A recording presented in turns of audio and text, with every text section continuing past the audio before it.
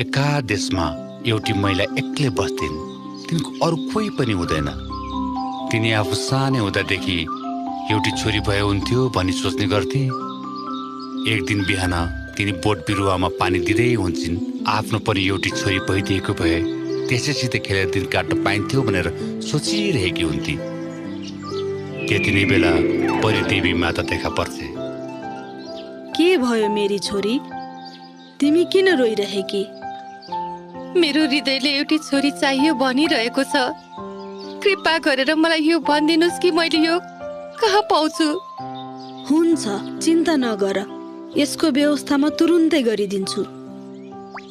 परिदेवी माताले आफ्नो जादुको छडीको मद्दतले एउटा बिउ बनाउँछ र तिनलाई दिन्छ।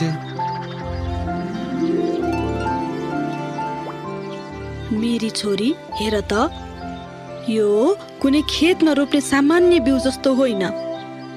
यो बिउलाई धेरै माया र जतन गर्नुपर्छ। यसलाई एउटा गमलामा राख अनि हेर के हुन्छ। अनि सूर्यको पर्याप्त प्रकाश दिन नबिर्सिनु नि। धन्यवाद देवी माता, हजुर धेरै उदार हुनुहुन्छ। तिनले त्यो बिउ एउटा गमलामा रोपिन्। सूर्यप्रकाश पर्याप्त परोस् भनेर तिनले त्यो गमला झ्यालको सँगै राखिन्। गमलामा रोपिएको बिरुवा तुरुन्तै हुर्केर घन्टी फुलको जस्तै रूप लिन्छ। ती महिलाले दिनदिनै यसमा पानी दिन्थिन्, स्याहार सुसार गर्थिन्। एक दिन तिनले प्रेमपूर्वक त्यो फुलको एक पातमा हल्का चुम्बन गर्दा त्यो फुल अनायासै जादु भएझै हेर्दा हेर्दै फक्रिन्छ। त्यो फक्रेको फुलभित्र अत्यन्तै सानी उज्याली एउटी बालिका हुन्छ। यिनी मेरी छोरी हुन्, मेरी छोरी।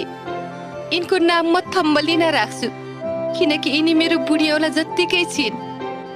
म तिम्री आमा हुँ छोरी, अनि तिम्रो नाम थम्बलिना हो। त्यो फुलले तिनले चिताए चाहिँ एउटी छोरी दिन्छ। तिनीसित ओखरको बोक्राको कोक्रो हुन्छ, बैजनी रङको पात, ओछ्यान र गुलाबको पत्ताको कम्मल हुन्छ। दिनभरि तिनी फुलको पातमा बसेर पानीमा खेलिरहन्थे।